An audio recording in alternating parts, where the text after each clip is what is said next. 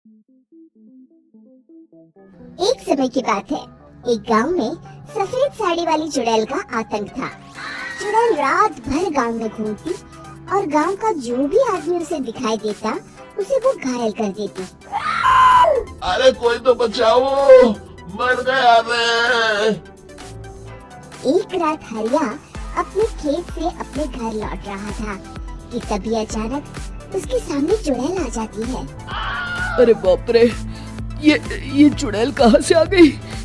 आज तो मैं गया काम से।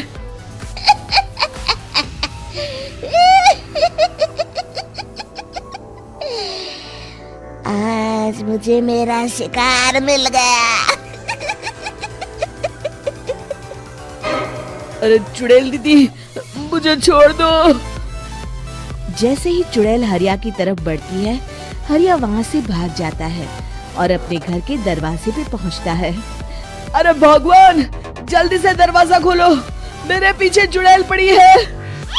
हरिया की पत्नी जल्दी से दरवाजा खोल देती है। अरे आप इतना हाफ क्यों रहे हैं? अरे मेरे पीछे चुड़ैल पड़ी है, आज तो मैं बाल बाल बच गया। जल्दी से सभी दरवाजे और सभी खिड़कियों को बंद करके बत्ती बुझा दो। तभी चुड़ैल हरिया के घर के पास पहुंच जाती है। अरे वो आदमी कहाँ गायब हो गया? मैं भी देखती हूँ आखिर कब तक बचेगा। मैं अपने शिकार को इतनी आसानी से नहीं छोड़ती। इतना कहकर चुड़ैल वहाँ से चली जाती है। वहीं दूसरी तरफ हरिया और उसकी पत्नी दोनों अपने घर की खिड़की से ये सब देख रहे होते हैं। अरे बाप रे, ये तो बड़ी डरावनी चुड़ैल थी। अगले दिन ये बात आग की तरह पूरे गांव में फैल जाती है और धीरे धीरे लोग चुड़ैल के डर के मारे शाम होते ही अपने घरों से बाहर निकलना बंद कर देते हैं। कुछ दिनों के बाद भाई, मैंने तो इस चुड़ैल के डर के मारे रात को अपने खेतों को पानी देना बंद कर दिया है। कहीं मेरी फसल सूख गई तो मैं तो कहीं का नहीं रहूंगा। साहूकार का कर्जा कैसे चुकाऊंगा? अरे भाई, पूरे गांव वालों का यही हाल है। पता नहीं ये चुड़ैल हमारे गांव में कहां से आ गई। फिर एक दिन गांव के पास वाली नदी के किनारे एक बहुत बड़े तांत्रिक के आने की बात कुछ गांव वालों को पता चलती है। वो लोग जाके ये बात गांव के मुखिया को बताते हैं। मुखिया जी, नदी के किनारे एक बहुत ही पहुंचे हुए तांत्रिक बाबा आए हैं। हमें उनसे मदद मांगनी चाहिए। मैंने सुना है वो बड़े बड़े भूतों और चुड़ैलों को अपने वश में कर लेते हैं। मुखिया जी सभी गांव वालों को लेकर उस तांत्रिक के पास पहुंच जाते हैं। ओम फट स्वाहा, ओम फट स्वाहा। सभी तांत्रिक अपनी बंद आंखों को खोलकर कहता है, क्या बात है? तुम सब लोग यहाँ क्यों आए हो? मुखिया जी उस तांत्रिक को सारी बात बता देते हैं। अच्छा, तो ये बात है। और तांत्रिक अपनी आंखों को बंद कर लेता है। मैं देख रहा हूँ तुम्हारे पूर्वजों ने बहुत पाप किए थे, जिससे ये गांव अब श्रापित हो चुका है। उसी के फल स्वरूप तुम्हारे गांव में चुड़ैल आई है। ये चुड़ैल बहुत खतरनाक है, ये किसी को नहीं छोड़ेगी। हे भगवान, मर गए रे, अब क्या होगा? तभी गांव के मुखिया जी कहते हैं, बाबा, इस चुड़ैल से हम सबको बचा लीजिए। कोई तो उपाय होगा। इसका सिर्फ एक ही उपाय है।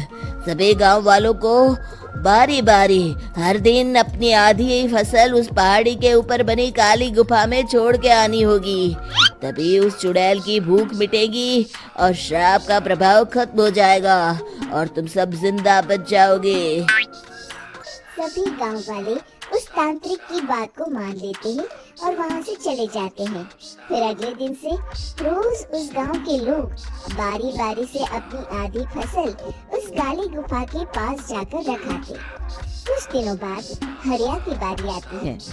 बाप रे, आज तो मेरी बारी है उस काली गुफा में जाने की। क्या करूं? वो तो बड़ी खतरनाक चुड़ैल है। मेरे तो हाथ पैर कांप रहे हैं। फिर हरिया डरते डरते अनाज की बोरियां अपनी बैलगाड़ी में लाद देता है। तभी हरिया की पत्नी उससे कहती है, देखो जी, संभल के जाना और किसी भी हालत में शाम होने से पहले वापस आ जाना। उस चुड़ैल का कोई भरोसा नहीं है जी। हरिया बैलगाड़ी में बैठते हुए कहता है, भगवान, मैं क्या वापस आऊंगा? लगता है अब तो मेरी खबर ही आएगी। इतना कहकर हरिया वहाँ से चला जाता है। रास्ते में जंगल से गुजरते हुए हरिया की बैलगाड़ी का एक चक्का बड़े गड्ढे में फंस जाता है। हे भगवान, अब ये क्या मुसीबत है? हरिया नीचे उतर के पूरी ताकत से अपनी बैलगाड़ी को गड्ढे से निकालने की कोशिश करता है।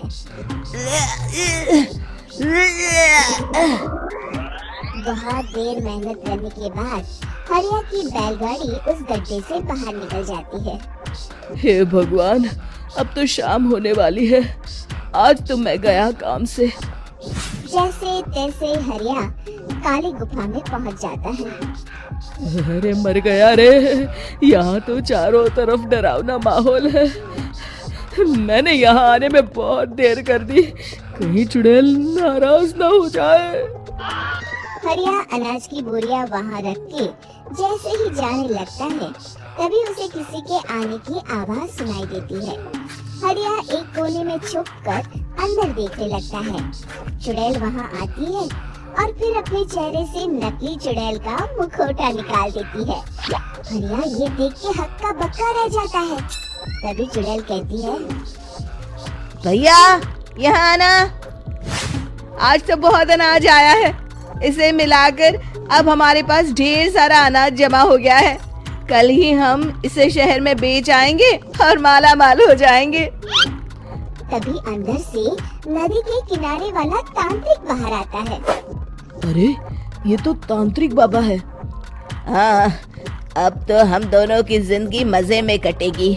गांव वालों को बेवकूफ बनाना इतना भी मुश्किल नहीं था।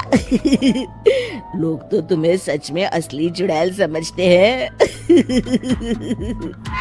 हाँ, तुमने सही कहा। अब ये गांव वाले चुड़ैल के डर से जिंदगी भर इस काली गुफा में अनाज पहुंचाते रहेंगे।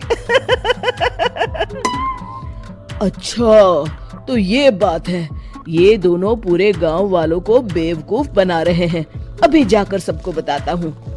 हरिया उन दोनों की पूरी बातें सुन लेता है और जल्दी से वापस गांव में आता है। गांव वालों को पूरी बात बता देता है। इससे पहले वो दोनों हमारा अनाज लेकर शहर जाए, हमें उन दोनों को पकड़ना होगा। उधर दूसरी तरफ नकली तांत्रिक और नकली चुड़ैल बनी औरत एक बड़ी गाड़ी में सारा अनाज लाद के वहाँ से निकलने की तैयारी कर रहे होते हैं। जल्दी करो, इससे पहले हमें कोई देख ले। हमें यहाँ से निकलना होगा। और तभी वो दोनों देखते हैं कि सामने से सभी गांव वाले अपने अपने हाथों में मशाल लेके आ रहे हैं। दोनों बुरी तरह डर जाते हैं। रुक जाओ, तुम दोनों का भांडा फूट चुका है। अरे मर गए रे, ये गांव वाले कहाँ से आ गए? तुमने क्या सोचा इतनी आसानी से यहाँ से निकल जाओगे? ये अनाज हमने अपने खून पसीने से दिन रात खेतों में मेहनत करके उगाया है।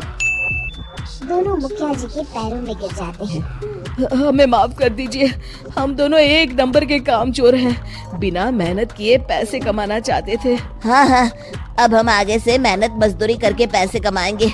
हमें कुछ मत करना, हमें छोड़ दीजिए। इतना कह के दोनों गांव छोड़ के भाग जाते हैं और सभी गांव वाले फिर से खुशी खुशी रहने लगते हैं। शिक्षा, तभी तो कहते हैं कि किसी भी समस्या का समाधान केवल सूझबूझ से ही करना चाहिए और कभी हिम्मत नहीं हारनी चाहिए।